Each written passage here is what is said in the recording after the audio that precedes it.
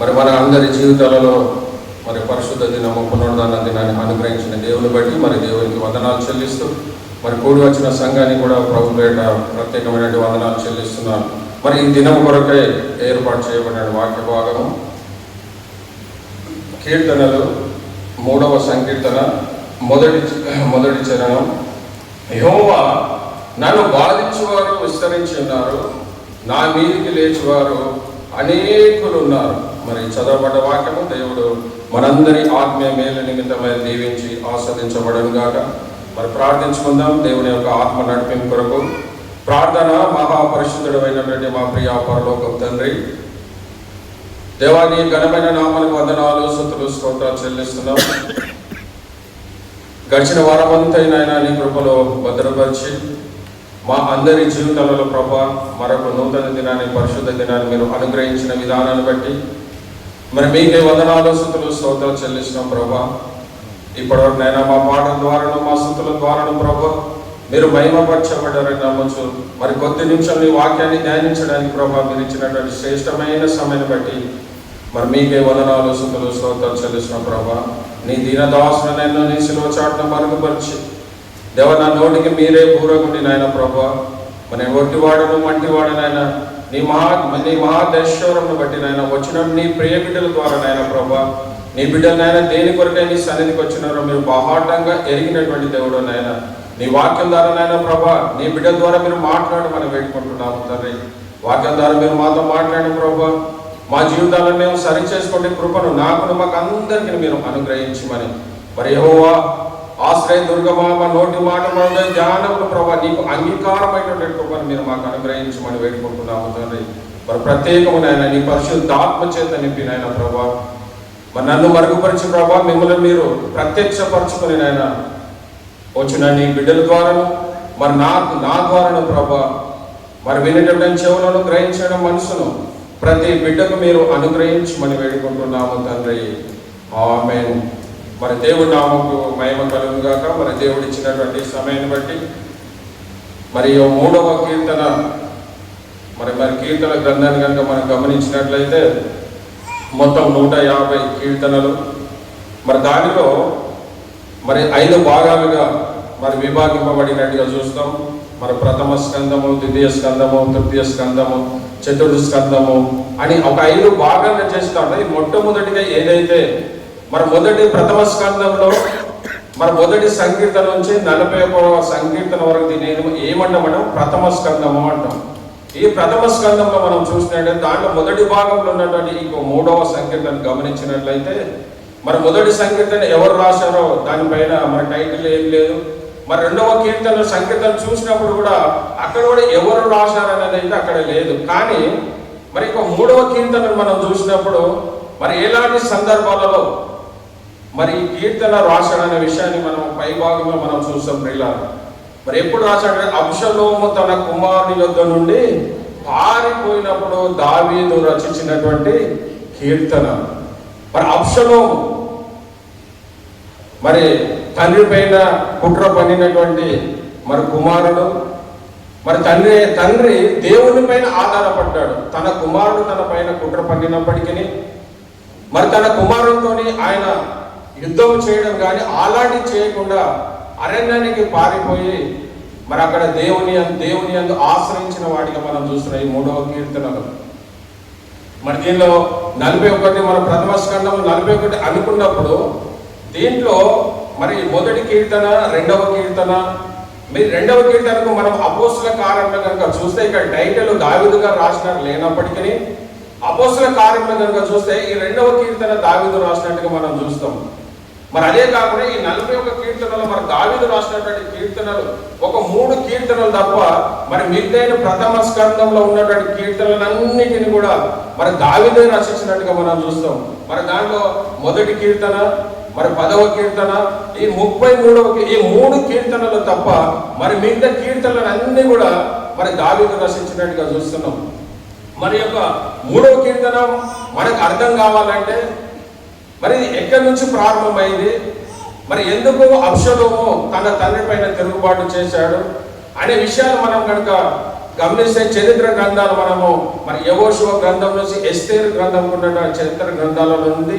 మరి 2వ సమూయేలు గ్రంథము ఆ 15వ అధ్యాయము, 16వ అధ్యాయము, 17వ ఈ 3 అధ్యాయాలు చదివిన తర్వాతనే మన యొక్క 3వ కీర్తన చదివితే మనకి ఇంకా బాగా అర్థమవుతుంది. మన ఆ యొక్క 3 అధ్యాయాలు చదవకుండా నువ్వు డైరెక్ట్ గా కనుక ఈ కీర్తన చదివితే మనకి ఏమి కూడా అర్థం కాదు. మన అక్కడ ఆ యొక్క 15వ అధ్యాయంలో మనం చదివినటువంటి లేఖన భాగంలో గమనిస్తే మరి మొట్టమొదట అబ్షలోము చేసినటువంటి తప్పిదం ఏంటంటే తన చెల్లి అయినటువంటి తామారును మరి అమ్నోను మరి పాడు చేసిన విధానాన్ని బట్టి ఆయన ప్రతీకారం తీర్చుకోవడానికి మరి అమ్నోను చంపినట్టుగా మనం చూస్తాం. అది మొట్టమొదటిది. తర్వాత ఏమైతే అమ్నోను ఎప్పుడైతే చంపాడో ఆయన పారిపోయి మన తన తాత అయినటువంటి ఊరికి గెరిషు ప్రాంతానికి వెళ్ళి అక్కడనే దాదాపు 3 సంవత్సరాలు అక్కడనే గడిపినట్టుగా మనం చూస్తాం. ఆ గడిపిన తర్వాత దావీదు అమ్నోను చనిపోయినటువంటి ఆ జ్యేష్ఠ కుమారుడు అమ్నోను చనిపోయినట్టు ఆ బాధ నివారణ పొందిన తర్వాత అది మర్చిపోయిన తర్వాత తిరిగి తన సైన్యాధిపతి అయినటువంటి యోవాబును పిలిచి మరి ఆయనను తీసుకురమ్మని చెప్పడం మనం చూస్తాం.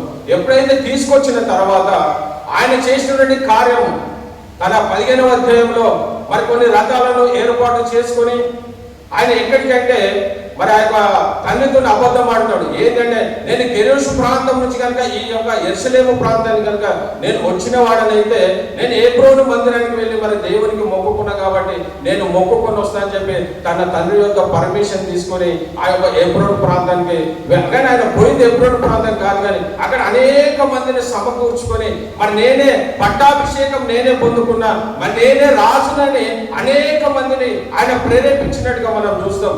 ఇంకొకటి అంటే ఏ రాజు చేయనటువంటి ఒక గొప్ప కార్యమైన చేశాడంటే ఎవరైతే తన యుద్ధకు వచ్చినటువంటి సమస్యను వినినప్పుడు ఆయన తన సింహాసనం కింద దిగి ఆయనను ముద్దు పెట్టుకున్నట్టుగా మనం చూస్తున్నాం. ఏ రాజు కూడా అలాంటి కార్యం చేయడు, కానీ ఈయన ఎందుకంటే ఆ ఇశ్రాయేలు ప్రజలందరినీ తన వైపు చేర్చుకోవడానికి ఆయన చేసినటువంటి కార్యం. అంటే ప్రజలు కూడా ఏమనుకుంటారంటే అయ్యో మరి రాజు అంటే తన సింహాసనాన్ని దిగి మరి నా యుద్ధకు వచ్చి నన్ను ముద్దు పెట్టుకున్నాడు కదా, ఈయన ఎంత మంచి రాజు అనుకోవడానికి అనేక మందిని తన వైపు తిప్పుకోవడానికి ఆయన చేసినటువంటి మొట్టమొదటి కార్యం పిల్లరా.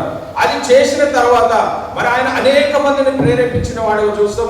వాళ్ళందరూ కూడా ఆయన తట్టు మలుపుకోవడానికి చేసినట్టు మనం చూస్తాం. అదే కాకుండా ఈ విషయం ఎవరికి తెలుస్తుందంటే మరి దావీదుకు 15వ అధ్యాయం మన దావీదుకు తెలిసినట్టుగా మనం చూస్తాం. ఎప్పుడైతే దావీదుకు తెలిసిందో మరి దావీదు ఏం చేస్తాడంటే అక్కడి నుంచి ఆయన అరణ్యానికి పారిపోతాడు. ఎందుకంటే ఆయన జయించలేడా?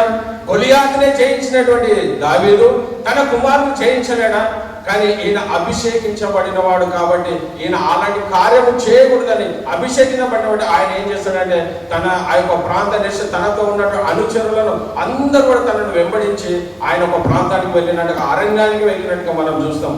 ఎప్పుడైతే అరణ్యానికి వెళ్ళాడో ఆ బాధలో ఆ వేదనలలో మరి తన రాసినటువంటి కీర్తననే తన జీవిత అనుభవం నుంచి తను ఏ శ్రమలైతే పొందుకున్నాడో ఏ శ్రమలైతే తను అనుభవించాడో మరి ఎవరి ద్వారా పొందుకుంటే అంత బాధ ఉంటుంది, కానీ తన సొంత కుమారుడైనటువంటి ఆ యొక్క అబ్షలోము ద్వారానే ఇన్ని శ్రమలు ఆయనకు వచ్చాయి ప్రియులారా. అయినప్పటికీ మరి తను చేసినటువంటి కార్యమైంది. మరి ఆయన ఇంకోటి ఎక్కువ మరి దావీదు రాజుగా ఉన్నప్పుడు మరి దాదాపుగా 5వ పేరు అనేటువంటి ఈయన ముఖ్యం అంటే చీఫ్ సెక్రటరీగా మనం ఒక భౌతికంగా ఆలోచిస్తే మరి ముఖ్యమంత్రి గారు ఏ విధంగా అయితే చీఫ్ సెక్రటరీ సిఎస్ వారు ఉంటారో ఆ విధంగా 5వ పేర్లను పెట్టుకున్నాడు. ఆ 5వ పేర్లను కూడా మరి ఆయన రప్పించి మరి ఆయన ద్వారా కూడా ఇంకా ఈయన తట్టు ఎవరైతే ఉన్నారో అనేక మంది ఈయన పక్షం వారు ఎవరైతే ఉన్నారో వారందరినీ కూడా మరి అబ్షలోము ఏం చేస్తున్నారు తన వైపు తిప్పుకున్నట్టుగా మనం చూస్తున్నాం పిల్లరా. ఆ విషయాలన్నీ దావీదుకు తెలిసినప్పుడు ఆయన ఎంతగానో వేదన పడి బాధపడి ఎంత చేసినప్పటికీ మరి వీళ్ళు చేసినటువంటి కార్యం తండ్రికి విరోధంగా మరి ఈయన చేసినట్టుగా మనం చూస్తున్నాం. ఆ సందర్భంలో మరి నువ్వు నేనైనా మన జీవితంలో అనేకమైన కష్టాలు వచ్చినప్పటికీ మరి కష్టాలను బట్టి మనం కృంగిపోయే వారికి ఉండకూడదు, కానీ ఈ రోజు దావీదు ద్వారా నువ్వు నేను నేర్చుకోవాల్సిన పాఠం ఏంటంటే అలాంటి బాధలో కూడా ఆయన దేవుని పైన ఆధారపడినట్టుగా మనం చూస్తున్నాం. మరి క్రైస్తవ జీవితంలో మరి చాలా సార్లు కూడా మనకు అనేకమైన శోధనలు బాధలు కలిగినప్పుడు మరి అన్యులైనట్టు అనేక అయ్యా మీరు ప్రతి ఆదివారం మన సంఘానికి వెళ్తారు, ప్రతి ఆదివారం దేవుని ఆరాధిస్తారు. ఆయన దేవుని ఆరాధించే మీ కుటుంబంలోనే మరి ఇలాంటి శ్రమలు ఎందుకు వస్తున్నాయని మనల్ని కూడా అనేక మంది ప్రశ్నిస్తారు. అలాంటి సమయంలో మనం బలహీన పడకూడదు. దేవుడు ఎప్పుడు సమయానుకూలంగా మనకు ఆయన అనుగ్రహించే దేవుడు అనే విషయాన్ని మనం ఎప్పుడు కూడా మర్చిపోయే వారికి ఉండకూడదు. ఆ అవకాశాన్ని తీసుకొని మన ఆత్మీయమైన స్థితిలో ఎప్పుడు కూడా బలహీనమైన స్థితిలోకి మనం పోకూడదు. ఎవరు ఏమన్నప్పటికీ నా దేవుడు నన్ను మర్చిపోయే దేవుడు కాదు. నా దేవుడు సమయానుకూలంగా ఏ సమయానికి ఏది కావాలో ఆయన అనుగ్రహించే దేవుడు అనే విషయాన్ని నువ్వు ఎప్పుడుగా విశ్వాసంలో బలహీనమైన స్థితిలో కావచ్చు. అయ్యా నేను శ్రమను నేను భరించలేనేమో, ఇంత పెద్ద సమస్యను మరి నేను ఛేదించలేమని నువ్వు అనుకోకూడదు. కానీ అది దేవుని వైపే. మరి ఏ విధంగా దావీదు ఆ శ్రమలలో తన కుమారుడు అబ్షలోము తన మీద ఎన్ని బాధలు పెట్టినప్పటికీ అరణ్యంలోకి బాధల నుంచి మన బాధలలో ఉన్నప్పుడు మరి ఈ పాటలు ఎప్పుడు రాస్తామంటే మన మంచిగా ఉన్నప్పుడు, మన సంతోషంగా ఉన్నప్పుడు ఒక చెట్టు కింద కూర్చొని అయ్యో మేము సంతోషంగా ఉన్న పాటలు రాస్తాం. కానీ మరి దావీదు తన బాధలలో ఉన్నప్పుడు మరి నువ్వు కూడా ఎలాంటి స్థితిలో ఉన్నప్పటికీ మరి దేవుని నువ్వు ఎలాంటి సమస్యలు కలిగినప్పటికీ మరి దేవుని ఆరాధించిన స్థితిలో నువ్వు ఉంటున్నావా? మరి అది ఒక సందర్భం అంటే ఆ 15వ అధ్యాయం 16వ అధ్యాయం మరి 16వ అధ్యాయం కనిపిస్తే ఐగుప్తు ఒక ఆలోచన కలిగజేస్తాడు. మనం దావీదుని ఏ విధంగానైనా మరి ఈయన ఐగుప్తును ప్రేరేపించడానికి ఇంకొక ప్రధానమైన కారణం ఏంటంటే ఈ ఐగుప్తులు ఎవరంటే మరి బత్షెబ ఎవరైతే మరి దావీదు పాపం చేశాడో వారి తాతగారు అంటే. ఎందుకంటే ఆమె పట్ల చేసినటువంటి పాపం కూడా వ్యక్తిగతంగా తనలో ఉంది కాబట్టి ఈయన కూడా ఇంకా ప్రేరేపించినట్టుగా మనం చూస్తాం. ఏ ప్రేరేపణ చేసినప్పటికీ ఆ ప్రేరేపణ ఫెయిల్ అవ్వడాన్ని బట్టి మరి ఆయన ఐగుప్తులు చేసినటువంటి ఆలోచన అది ఫెయిల్ అయిపోయిన దాన్ని బట్టి తన ఇంటికి ఆయన ఉరి వేసుకొని చనిపోయినట్టుగా మనం చూస్తున్నాం.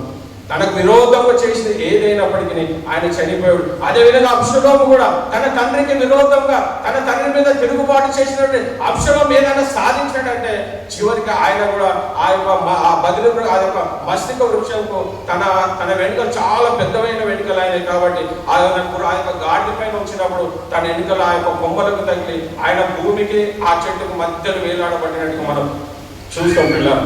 కాబట్టి ఏది ఏమైనప్పటికీ ఆయన మీద తండ్రి పైన విరోధంగా చేసినటువంటి ఎవరు కూడా మరి లేకుండా అయిపోయారు. మరి దావీదైతే మరి వాళ్ళందరూ నశించిపోయినప్పటికీ మరి దావీదైతే ఇంకా దేవునిలో నిజమైన భయభక్తుడు కలిగి తన జీవితాన్ని కొనసాగించినట్టుగా మనం చూస్తాం. మరి ఇప్పుడు ఇదంతా మనకు తెలిసింది కాబట్టి ఇప్పుడు ఈ కీర్తనలు కనుక మనం గమనించినట్లయితే మరి మొట్టమొదటి చరణం కనిపిస్తే యెహోవా మరి నన్ను బాధించేవారు ఎంతో మంది విస్తరించి ఉన్నారు. ఇది ఆయన ఎంత వేదన బాధ. తన పక్షంలో ఉన్న వారందరూ తన రాశిగా ఉన్నప్పుడు ఆ 12 గోత్రాలకు రాశిగా ఉన్నటువంటి దావీదు తన బట్టి అనేక మంది అనుచరులు కలిగినప్పటికీ వాళ్ళందరూ కూడా ఎవరు తట్టు వెళ్తున్నారంటే అబ్షలోము తట్టుకు వెళ్ళారు. మరి ఆయన అదే దేవుని ఎదుట బాధపడడానికి మనం చూస్తున్నాం. యెహోవా నన్ను బాధించేవారు ఎంతో విస్తరించి ఉన్నారు అంటున్నాడు. ఆయనని ఎంత విస్తరించారంటే మరి అది మనము అది మొదటి 2 సమూయేలు గ్రంథం 15వ అధ్యాయము మరి 12వ వచనం ఒకసారి చదివితే అక్కడ ఒక అద్భుతమైన మాటను మనం గమనిస్తాం పిల్లరా. 2వ సమూయేలు గ్రంథము 15వ అధ్యాయము 12వ వచనం మరియు బలి అర్పింపవలెనని నుండి అబ్షలోము గిలోనీయుడైన అహీతోపేలు అను దావీదు యొక్క మంత్రిని గిలో అని అతని ఊరి నుండి పిలిపించుండెను. అబ్షలోము దగ్గరకు వచ్చిన జనము మరీ ఎక్కువగుట చేత కుట్ర బహుబలమయ్యను. మరి ఏదైతే ఇక్కడ ఎప్పుడైతే అహీతోపేలు ఈయన ఒక ప్రధాన అధికారికి ఉన్నటువంటి వ్యక్తి మరి ఈయనను ఎప్పుడైతే అబ్షలోము పిలిపించాడో అబ్షలోము పిలిపించిన తర్వాత మరి ఈయన ఇంకా ఎక్కువగా మరి దావీదు తరపున ఉన్న వారందరూ కూడా ఎవరి తరపున వెళ్తున్నారు అంటే అబ్షలోము తరపున వెళ్తున్నారు పిల్లలు. అలాంటి సందర్భంలో మరి ఈయన 3వ కీర్తన యెహోవా నన్ను బాధించువారు ఎవరైతే ఈయన పక్షంలో ఉన్న వారందరూ కూడా అబ్షలోము తరపుకు ఎవరైతే వెళ్తున్నారో వాళ్ళందరూ అనేక మంది మరి ఎప్పుడైతే ఈ అహీతోపెలు వచ్చాడో ఇంకా ఆయనను బట్టి కూడా ఇంకా అనేక మంది మన అబ్షలోము పక్షంలో చేరినారు.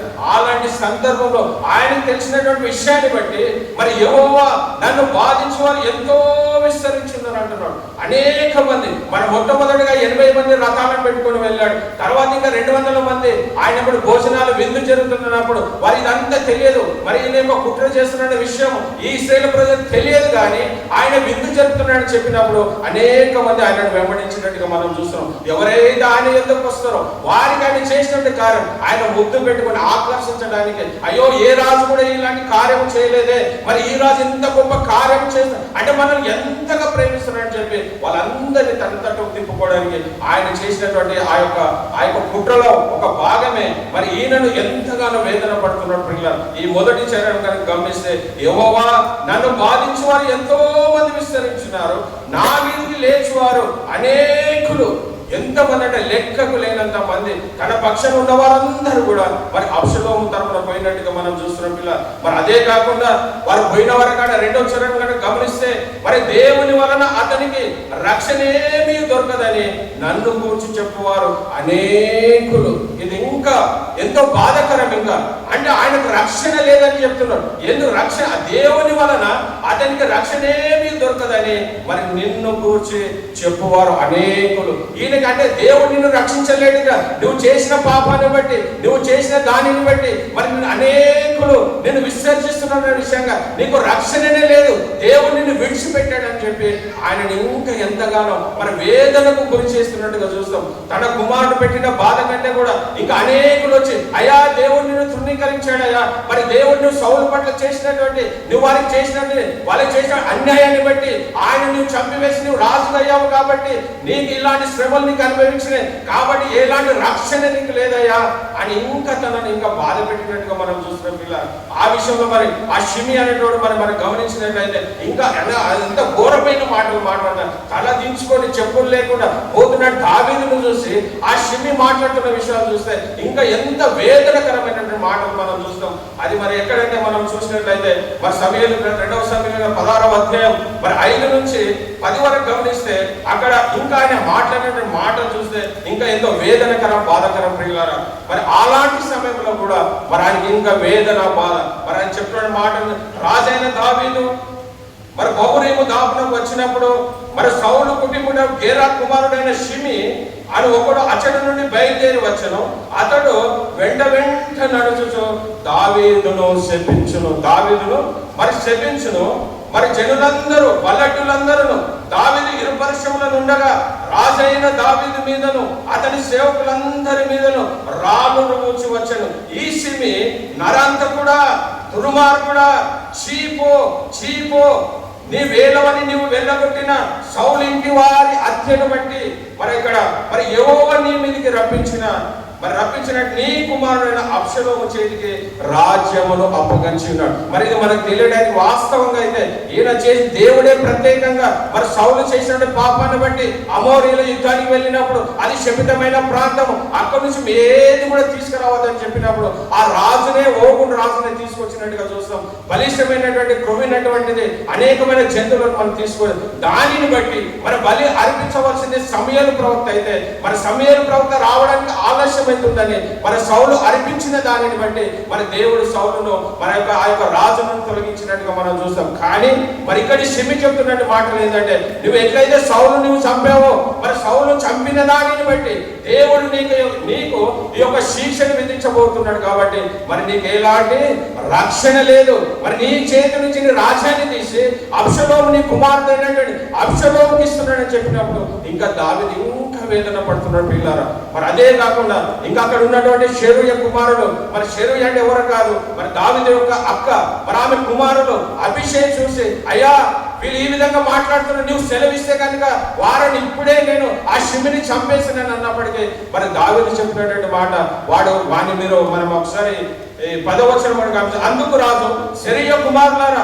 మీకును నాకును ఏమి పొందు, వానిని శపింపనీయుడి, మరి దావీదును శపింపమని యెహోవా వానికి సెలవీయగా నీవెందుకు చేర్చున్నావని మరి ఆపేక్షణ మరి ఆయన షెరూయ కుమారుడైనటువంటి అభిషేక్, అయ్యా ఈ షిమి నీ మీద అనేకమైన అభాండాలు మాట్లాడుతున్నాడు, అయ్యా నువ్వు ఒకసారి సెలవిస్తావని చంపుతానంటే మరి దావీదు చెప్పినటువంటి మాట ఏంటంటే, ఆ దేవుడే ఆయనకు అది ఇచ్చాడు కాబట్టి నువ్వెందుకు ఆయన శపించనీయండి అని చెప్పి మరి దావీదు చెప్పినట్టుగా మనం చూస్తున్నాం పిల్లలు. మరి 11వ వచనం, అభిషేక్ తన సేవకులందరూ పలికిన మాట ఏమనగా, నా కడుపున పుట్టిన నా కుమారుడే నా ప్రాణము తీర్చుండగా ఈ బెన్యామీన ఈ ప్రకారం చేయట ఏమి ఆశ్చర్యము. మరి దావీదులు ఎంత తగ్గింపుకున్నవండి.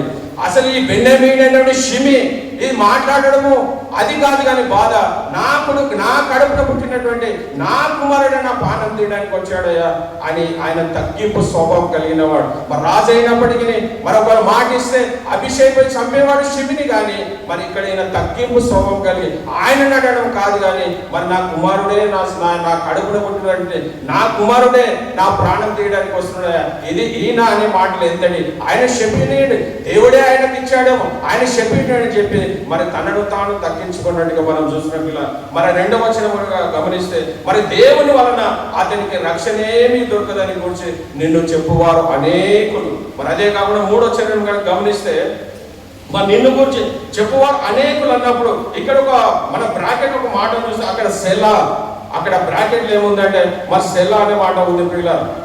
మరి సెల మాట అంటే ఇది హెబ్రీ భాషకు చెప్పినటువంటి మాట.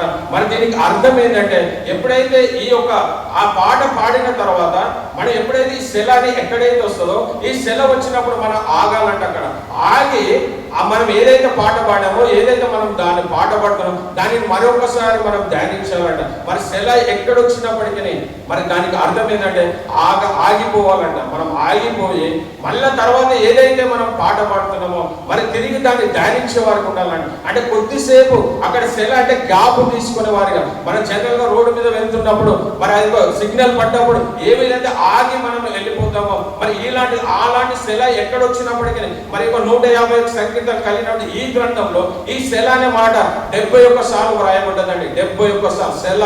ఎక్కడ సెల వచ్చినప్పటికీ ఇశ్రాయేల్ ప్రజలు అరణ్య ప్రయత్నంలో చేసినప్పుడు ఎప్పుడు సెల వచ్చినప్పటికీ వాళ్ళు అక్కడ ఆగి ఒక్క నిమిషం ఆగి తిరిగి దాన్ని ధ్యానించి మళ్ళీ తిరిగి వారు పాట పాడేవారంట పిల్లలు.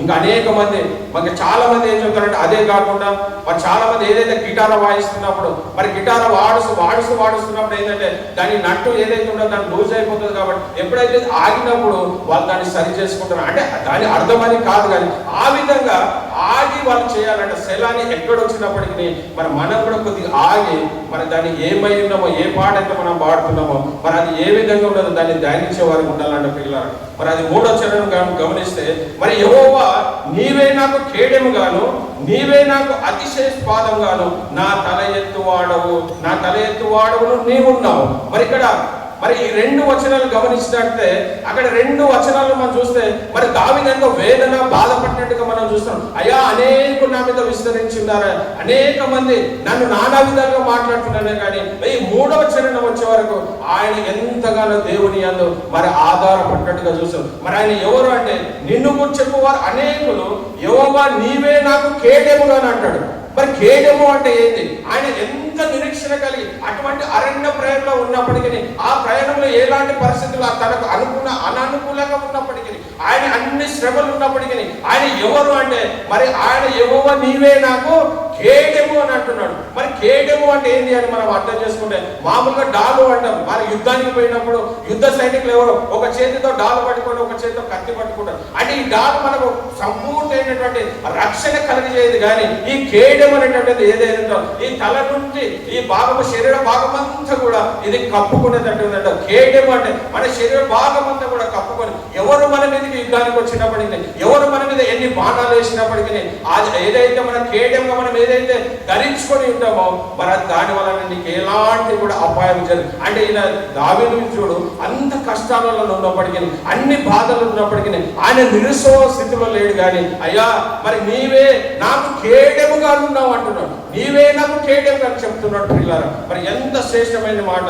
మరి నీవే కేడెముగాను, మరి నీవే నాకు అతిశయస్పాదం కాదు, నా తల ఎత్తు వాడవు నీవే నాకు అతిశయస్పాదం. మరి నేను 12 గోత్రాలకు రాజునని నా అతిశయం కాదు, నేను ఇశ్రాయేలుకు రాజున నా అతిశయం కాదు, కానీ నా అతిశయం ఎవరంటే నీవే నా అతిశయము, నీవే నా అతిశయం అని మరి దేవుని మీద ఆధారపడి ఎప్పుడైతే తన తల దించుకొని మరి ఎప్పుడైతే ఆ అబ్షలోము తన మీద తిరుగుబాటు చేస్తున్నప్పుడు తల దించుకొని ఏ విధంగా పారిపోయినటువంటి దావీదు తిరిగి దేవుని మీద ఎలాంటి విశ్వాసం కలిగి ఉన్నాడంటే నా తల ఎత్తువాడవు నీవున్నావు. మరి నీవు మన జీవితాలలో కూడా అనేకమైన శ్రమల గుండా మరి నీ కుటుంబం ద్వారా కావచ్చు, నీ బంధువుల ద్వారా కావచ్చు, నీ తల దించుకునే పరిస్థితి నీకు వచ్చినప్పటికీ దానిని బట్టి నువ్వు బాధపడి ఉండకూడదు. కానీ నువ్వు దేవుని మీద మరి ఏ విధంగా అయితే దావీదు ఆధారపడి, అయా నా తల ఎత్తువాడవు నీవే, నా అతిస్పాదము నీవే, నా కేడము నీవే అని నువ్వు నేను కూడా మరి దేవుని మీద ఆధారపడే వారికి ఉంటున్నామా? అయ్యో మా బంధువులు మాకు ఇట్లా అన్నారు, అయ్యో మా తమ్ముడు ఇట్లా, మా అన్ని అలాంటి బాధలు కాదు. కానీ ఏది అయినప్పటికీ నీవే నా కేడెము గాను, నీవే నా అంటే నాకు కలిగినటువంటి బలాన్ని బట్టి, మనకు కలిగినటువంటి శక్తిని బట్టి మనం అతిశయస్పదము కాదు. కానీ ఎవరు నీ అతిశయస్పదం అంటే మరి దేవుడే నీ అతిశయ పదం అని మనం ఎప్పుడు కూడా మర్చిపోయే వారికి ఉండకూడదు. ప్రియులారా, మరి అక్కడ చెప్పినట్టు మాటలు, యెహోవా నీవే నాకు కేడెము గాను, నీవే నాకు అతిశయస్పదం గాను, నా తల ఎత్తు వాడవు గాను నీవు ఉన్నావని మరి ఎలుగెత్తి నేను యెహోవాకు మొరపెట్టినప్పుడు ఆయన తన పరిశుద్ధ పర్వతం నుండి నాకు ఉత్తరం ఇచ్చును. మరి ఎప్పుడైతే ఆయన ఎలుగెత్తి ఏడ్చినప్పుడు, మరి దేవునికి మొరపెడుతున్నప్పుడు, ఆయన బాధలు ఉన్నప్పటికీ, శ్రమలు ఉన్నప్పటికీ, తన సొంత కుమారుడు తన మీద అనేక కుట్ర పన్నినప్పటికీ మరి ఆయన ఎవరి మీద ఆధారపడ్డాడంటే, ఎవరిని ఆయన ఆశ్రయిస్తున్నాడంటే మరి దేవుని మీద ఆధారపడినట్టు ఉంటున్నాడు. పిల్లలు మరి మన కుటుంబాలలో కూడా, మన కుటుంబంలో ఉన్నట్టు వారే, మన రక్తం పంచుకున్న వారే మనకు విరోధం ఏదైనా చేసినప్పుడు నువ్వు ఎవరిని ఆశ్రయించాలంటే మరి దేవుని పైన నువ్వు ఆశ్రయించే వారికి ఉండాలి. అయ్యో నాకే నా వెనుక ఎంతో బలగం ఉంది, మేము ఎంతో 10 మంది అన్నదమ్ములు ఉన్నాం, అసలు వాడిపై మేము దౌర్జన్యం చేస్తామని కాదు. మరి రాజుకు సైన్యం లేదా, దావీదుకు సైన్యం ఉన్నది. ఆ యొక్క ఈ అబ్షలోము చంపకంటే పెద్ద విషయం కాదు దావీదుకు. అడవిలో ఆయన మేకలు మోపుతున్నప్పుడు ఆ సింహము నోటి నుంచి మేకలు విడిపించినటువంటి మరి దావీదు తన కుమారుని చంపడం పెద్ద విషయం కాదు పిల్లలు. కాకపోతే తను దేవుణ్ణి ఆశ్రయించుకున్నటువంటి వాడిగా మరి మనకు కనిపిస్తున్నప్పుడు మరి నువ్వు నేను మన కుటుంబంలో ఎన్ని శోధనలు కలిగినప్పటికీ, ఎన్ని బాధలు కలిగినప్పటికీ మరి నీ నా జీవితం ఏ విధంగా ఉందని మనం ఎప్పుడు గ్రహించే వారికి ఉండాలి పిల్లలు. మరి ఆ విధంగా మరి 4వ వచనంలో ఎలుగెత్తి యెహోవాకు ప్రార్థించినప్పుడు మరి 91వ కీర్తనలో 14, 15 పదాల్లో చూస్తే మరి అతడు నన్ను ప్రేమించున్నాడు కనుక నేను అతన్ని తప్పించదు. మరి ఇక్కడ కూడా ఆయన అదే అంటున్నాడు, నీవు నాకు ఎలుగెత్తి యెహోవాకు మొరపెట్టినప్పుడు ఆయన తన పరిశుద్ధ పర్వతం నుండి నాకు ఉత్తరం ఇచ్చును. ఆ 90వ కీర్తనలో మరి దావీదు ఏదైతే చెప్పాడో, అతడు నన్ను ప్రేమించున్నాడు కనుక నేను అతన్ని తప్పించదను, అతడు నా నామం ఎరిగిన వాడు కనుక నేను అతన్ని గణపరచదనని మరి నేను యెహోవాకు మొరపెట్టగా నాకు ఆయన ఉత్తరం ఇచ్చును. శ్రమలలో నేను అతనికి తోడయ్యను, నా దీర్ఘాయు చేత అతన్ని తృప్తిపరచదను, నా రక్షణ అతనికి చూపించదనని మరి 91వ కీర్తనలో మన దావీదు చెప్పిన విధంగా మరి ఈరోజు వారి రక్షణ లేదన్నటువంటి వారికి ఆయన ఎవరి మీద ఆశ్రయపడుతున్నా అంటే మరి దేవుని పైననే మరి ఆశ్రయపడినట్టుగా మనం చూస్తున్నాం పిల్లలారా. మరి అదే 5వ వచనం కనుక గమనిస్తే మరి యెహోవా నాకు ఆధారము. ఎవరు ఆధారము? మన మనుషులను బట్టి, మన కలిగిన వారిని బట్టి మనం ఆధారం అనుకుంటాం, కానీ వాళ్ళు ఎవరు కూడా నేను ఆధారించలేరు. కానీ మరి దేవుడే నీకు ఆధారం. నువ్వు ఏ శ్రమలో ఉన్నప్పటికీ, ఏ బాధలు ఉన్నప్పటికీ, ఎలాంటి పరిస్థితులు అయినప్పటికీ, అయ్యో నా వారు నాకు వచ్చి ఏదో సహాయం చేస్తారని నువ్వు ఎప్పుడు కూడా అలాంటి ఆశించ స్థితిలో ఉండకూడదు. కానీ నువ్వు ఎవరి మీద, దేవా నీవే నా ఆధారం, దేవా నీవే నా ఆధారం, దేవా నీవే నా ఆశ్రయం అనే విషయాన్ని మరి ఆపత్కాలం ముందు ఆశ్రయించి దేవుని మనం ఆశ్రయించే వారిగా మనం ఉంటున్నామా? మరి ఇక్కడ దావీదైతే ఎంత మరి ఆ పరిస్థితి కనుక గమనిస్తే తన సొంత కుమారుడే తన మీద తిరుగుబాటు చేసినప్పటికీ మరి తను చేసినటువంటి ప్రార్థన ఎంతో అద్భుతమైనటువంటి ప్రార్థన పిల్లలు. మరి ఆయన ఎలుగెత్తి యెహోవాకు మొరపెట్టినప్పుడు మరి ఆయన చేసినటువంటి ప్రార్థన, ఆయన పరిశుద్ధ పరం నాకు ఉత్తరం ఇచ్చును. కావున మరి యెహోవా నాకు ఆధారం అని చెప్పి 5వ వచనంలో ఎవరు నీకు ఆధారం అంటే యెహోవానే నాకు ఆధారం. అక్కడ ఒక శేషమైన 3 మాటలు, అద్భుతమైన మాటలు రాశాడు పిల్లలు. కావున నేను పండుకొని, మొట్టమొదటిది, 2వది నిద్రపోయి, 3వది మేలుకొందు. దీంట్లో ఉన్నటువంటి అంతర్యం మీరు గమనించారా? ఇలాంటి విశ్వాసం మరి దావీదుకి ఎలాంటి పరిస్థితులు ఉన్నాడంటే ఆయన మీద మరి తిరుగుబాటు చేసిన తన కుమారుడు, తన అనుచరులందరూ కూడా అబ్షలోము తరపైనప్పుడు అయ్యో అరణ్యముకి వచ్చి నన్ను చంపివేస్తారేమో, నా ప్రాణం వారు తీసివేస్తారేమో ఆయన భయపడతలేడు. కానీ ఆయనకు ఎంత విశ్వాసం ఉందంటే నీకు నాకు అలాంటి విశ్వాసం ఉందా? ఆయన విశ్వాసం ఎంత గొప్పదైతే పండుకొని, మొట్టమొదటిగా నేను పండుకొని మరి నిద్రపోయి మేలుకొందునట్టు.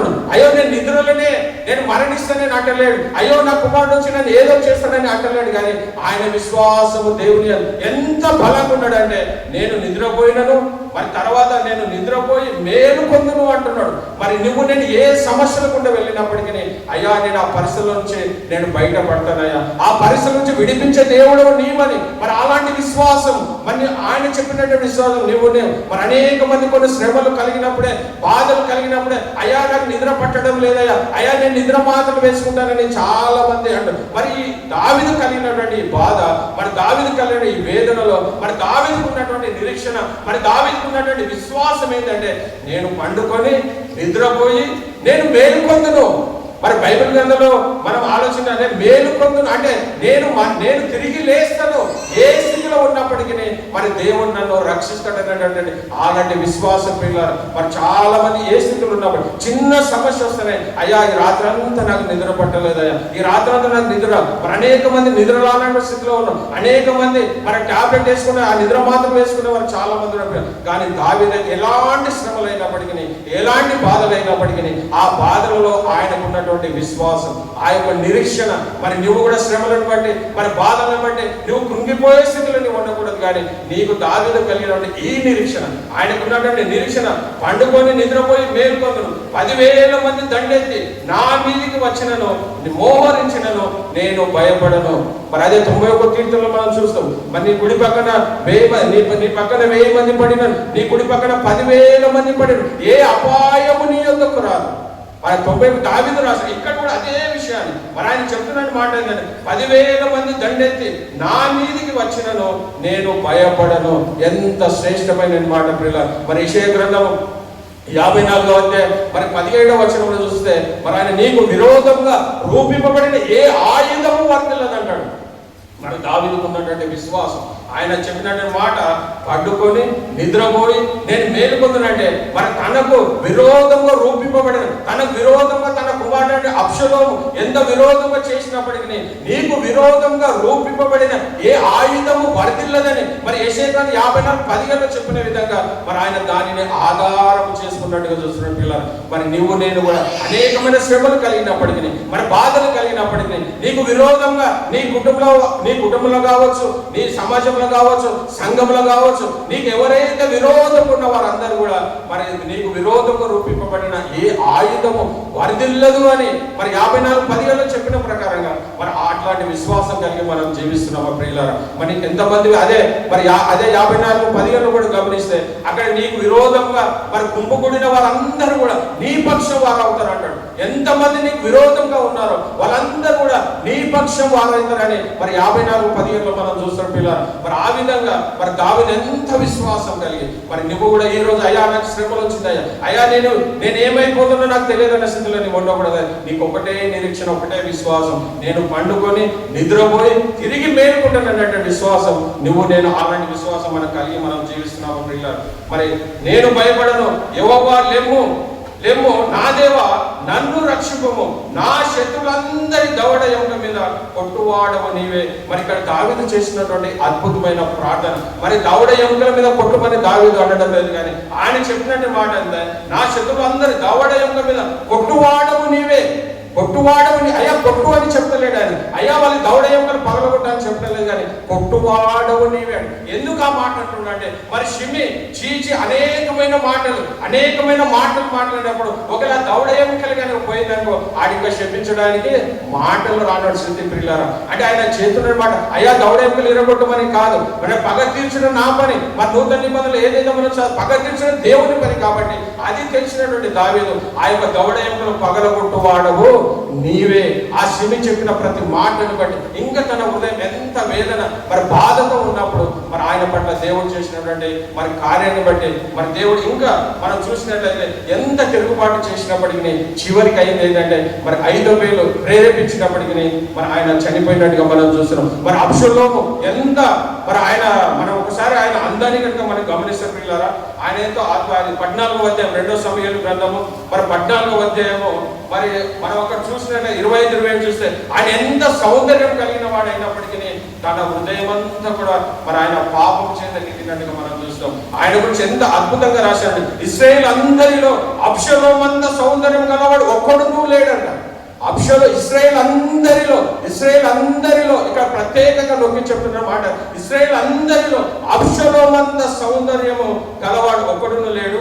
అరికాలు మొదలుకొని తల వరకు ఏ లోపమును అతని యందు లేకపోయాను. తన తల వెంట్రుకలు భారంగా ఉన్నందున ఏటేటా అతడు వాటిని కత్తిరించుతూ వచ్చాను. కత్తిరించినప్పుడల్లా వాటి ఎత్తు రాజు తూనికను బట్టి 200 తులములు ఆయన. మరి అబ్షలోమునకు మరి ముగ్గురు కుమారులను మరి తామారు అని ఒక కుమార్తె పుట్టింది. ఆమె బహు సౌందర్యవతి. మరి ఇక్కడ అబ్షలోము గురించి ఇశ్రాయేలు అందరిలో కూడా మరి అబ్షలోము అంత సౌందర్యవంతుడు. మరి ఆ చెట్టుకు ఏదైతే ఆ మస్తిక వృక్షానికి తన యొక్క వెంట్రుకలు ఎందుకు వేలాడబడ్డాయంటే ఆయనకు వెనుకలు చాలా పెద్దవైన వెనుకలు కాబట్టి ఆయన ఆ విధంగా మరి చనిపోయినట్టుగా మనం, ఆయన చనిపోలేదు కానీ ఒక సేవకుడు చూసి అయ్యా మరి అబ్షలోము అయితే మరి భూమికి ఆ మస్తిక మధ్యలో వేలాడుతున్నాడని యోవాబుకు చెప్పినప్పుడు, అయ్యో నువ్వు చంపలేకపోయావు అని అన్నప్పుడు, అయ్యో మరి దావీదు మాట తీసుకుని ఏది ఏమైనప్పటికీ మీరు అబ్షలోమును చంపొద్దని మరి దావీదు నీకు ఆజ్ఞించాడు కదా, అందుకే నేను చంపలేదు అన్నాడు. కానీ అబ్షలోము మరి యోవాబు పోయి తనను చంపివేసినట్టుగా మనం చూస్తున్నాం పిల్లరా. మరి ఏదేమి ఇంత మరి దావీదు పట్ల చేసినప్పటికీ మరి దావీదు ఏ విధంగా అంటే ఇంకా ఎంత బాధపడుతున్నాడంటే, తన పైన ఎంత ఘోరమైనది పాపం చేసినప్పటికీ, తన మీద తిరుగుబాటు చేసినప్పటికీ మరి దావీదు చేసిన మాట మరి 33:18-33 గమనిస్తే, అప్పుడు రాజు బహు కలతపడి కుంభమునకు పైగా ఉన్న గదికి పోయి ఏడ్చుచు సంచరించుచు నా కుమారుడా అబ్షలోమని కేకలు వేయచ్చు, అయ్యో నా కుమారుడా నీకు బదులుగా నేను చనిపోయిన ఎంత బాగుండు, నా కుమారుడు అబ్షలోమ నా కుమారుడు. నిజంగా పిల్ల ఎంతగా తనకు తిరుగుబాటు చేసినప్పటికీ మరి ఇక్కడ మరి దావీదు ప్లేస్లో మనం ఎవరిని పెట్టుకోవచ్చు అంటే ప్రభు అయిన యేసు క్రీస్తుని పెట్టుకోవచ్చు. ఎందుకంటే కలువరి శిలువలో నీ కొరకు నా కొరకు తన ప్రశస్తమైన రక్తాన్ని కార్చి మరి దేవుని వద్ద నిలబడి మరి దేవుని కుడిపార్శ్వం నిలబడి నీ గురించి నా గురించి అనుదినము మరి విజ్ఞాపన చేసిన ప్రభు అయిన యేసు క్రీస్తు మరి తన మీద తిరుగుబాటు చేసినప్పుడు మనం కూడా మన శరీర కార్యముల చేత అనేకమైన పాపములు చేసినప్పటికీ ఆ పాపలన్నింటినీ మర్చిపోయినటువంటి దేవుడు మరి దేవుని తండ్రి యొక్క కుడిపార్శ్వన కూడి మరి నీ నిమిత్తం మనందరి నిమిత్తము ఆయన విజ్ఞాపన చేస్తున్నటువంటి పిల్ల. మరి దావీదు ఎంత మరి భూ సంబంధమైన తండ్రి అంత ప్రేమ కలిగి ఉంటే మరి పరమ దేవుడైనటువంటి ప్రభువైన యేసుక్రీస్తు మరి నీ గురించి నా గురించి ఇంకా ఎంతగా దేవుని ప్రాధేయపడుతుంది. మరి ఏ విధంగా తండ్రి అబ్షలోమా నా కుమారుడు ఏ విధంగా అయితే మరి ఆయన మొరపెట్టి మరి బాధపడుతున్నాడో మరి ప్రభువైన యేసుక్రీస్తు కూడా అక్కడ నీ గురించి నా గురించి మరి దేవుని మొరపెడుతున్నప్పుడు మరి నువ్వు నేను ఇంకా సిలువను అప్పగించే వారికి ఉంటున్నామా, మరి ఆ సిలువలో ఇంకా ఆయన బాధ పెట్టే వారికి మనం ఉంటున్నామా పిల్లలు. ఆ స్థితిలో మనం లేకుండా మన జీవితాన్ని మరి యేసు ప్రభుకు మనము మరి మారు మనపొంది రక్షణ అనుభవంలోకి వచ్చి మరి బాప్తిసం పొందుకొని మరి నిత్య రాజ్యానికి వారసుల కృపను మరి దేవుడు మనకు అనుగ్రహించడం. మరి ముఖ్యంగా ఒక 2 మాటలు చెప్పి మరి పిల్లలైనటువంటి యవన బిడ్డలైనటువంటి వారు మరి అబ్షలోము చేసిన తిరుగుబాటు మీద తల్లిదండ్రుల మీద తిరుగుబాటు చేసే స్థితిలో కనుక మీరు ఉంటున్నారు, అలాంటి తిరుగుబాటు లేకుండా, ఎందుకంటే మరి దేవుడి వాక్యంలో పిల్లలకు చెప్పిన మాటలు మనం గమనించినట్లయితే అక్కడ కొన్ని అద్భుతమైన మాటలు మనం చూసాం పిల్లరా. మరి యవన బిడ్డలైనటువంటి మీరు మీ తల్లిదండ్రులకు విధేయత కలిగి జీవించండి. మరి అబ్షలోము ఏ విధంగా అయితే ఆ యొక్క రాజు నేను కావాలని ఆశ కలిగి మరి చేసిన తన ప్రాణం పోగొట్టుకున్నట్టుగా మనం చూస్తాం. మరి మీరు కూడా మీ తల్లిదండ్రుల మీద తిరుగుబాటు చేసే వారికి ఉంటున్నారేమో, ఆ విధంగా మీరు ఉండకుండా మరి ఇక్కడ చెప్పినట్టు మాటలుగానే నీ తల్లిదండ్రులను నువ్వు సన్మానించడం వలన నీకు కలిగినటువంటి ఆశీర్వాదాలు పిల్లారా. మరి అది తిరగగానే 20 పనులు నువ్వు దీర్ఘాయుష్మంతుడు అయినట్లు నీ తండ్రిని నీ తల్లిని సన్మానించమంటున్నాడు. కాబట్టి మరి అబ్షలోము స్థితిలో మనం ఉండకూడదు. మరి ఇంకా ఆ 5 పదాలు వస్తాయి. నీకు క్షేమము కలగాలన్నా, ఒకవేళ నువ్వు దీర్ఘాయుష్మంతుడు కావాలన్నా, మనకి నీకు మేలు కలగాలన్నా నువ్వు చేయవలసింది ఏంటంటే నీ తల్లిదండ్రులను నువ్వు సన్మానించే స్థితిలో నువ్వు ఉంటున్నావా. మరి ఈరోజు ఈ పాట ద్వారా నువ్వు నేను అబ్షలో మరి దావీదు ద్వారా నేర్చుకునే పాట ఏంటంటే ఎన్ని శ్రమలు వచ్చినప్పటికీ అవి పర్వతం లాంటి శ్రమలు అయినప్పటికీ ఆ పర్వతాల వైపు నువ్వు కాదు కానీ మరి దేవుని వైపు నువ్వు ఆధారపడి మరి దావీదు ఏ విధంగా అయితే ఆశ్రయం చేసుకున్నాడు, వాళ్ళ విరోధం ఉన్న వారందరూ మరణించారు కానీ మరి తన మాత్రం తిరిగి తన రాజ్యాన్ని మరి పరిపాలించినట్టుగా మనం చూస్తున్నాం. మరి నువ్వు నీ లోకంలో పడి మరి లోకాన్ని ప్రేమించి మనము శాశ్వతమైన పరలోకాన్ని పొందుకునే వారిగా పొందలేకమైన స్థితిలో మనం ఉంటున్నాము. ఆ విధంగా మనం ఉండకుండా మరి ఎవరి బిడ్డలు ప్రత్యేకంగా మీ తల్లిదండ్రులను మీరు సన్మానించడం నేర్చుకోండి. ఎందుకంటే మీ తల్లిదండ్రులు ఎప్పుడైతే మీరు సన్మానిస్తారో మీరు దీర్ఘాయుష్మంతులు కావాలన్నా, మీకు మేలు కలగాలన్నా, మీకు క్షేమం కలగాలన్నా మరి ఏంటంటే మీ తల్లిదండ్రులను సన్మానించేసింది. మరి పాఠం ద్వారా ఆయన అబ్షలోము ద్వారా నేర్చుకుంటున్న పాఠం ఏంటంటే తల్లిదండ్రులను సన్మానించే వారు ఉంటారు. మరి దావీదు ద్వారా మనం నేర్చుకుంటున్న పాఠం ఏంటంటే ఎన్ని కష్టాలు వచ్చినప్పటికీ, ఎన్ని బాధలు వచ్చినప్పటికీ దేవుని పైననే ఆధారపడే వారు. మరి మొట్టమొదటిగా ఆయన చూస్తే ఆయన ఎంత వేదన పడినప్పటికీ మరి తిరిగి దేవుని వైపు వచ్చినట్టుగా మనం చూస్తున్నాం. మనం కూడా లోకంలో పడిపోయిన వారికి కూడా మరి దేవుని వైపు చూసే వారికి ఉండి అలాంటి కృపా దేవుడు మనందరికీ అనుగ్రహించును గాక. ప్రార్థించు.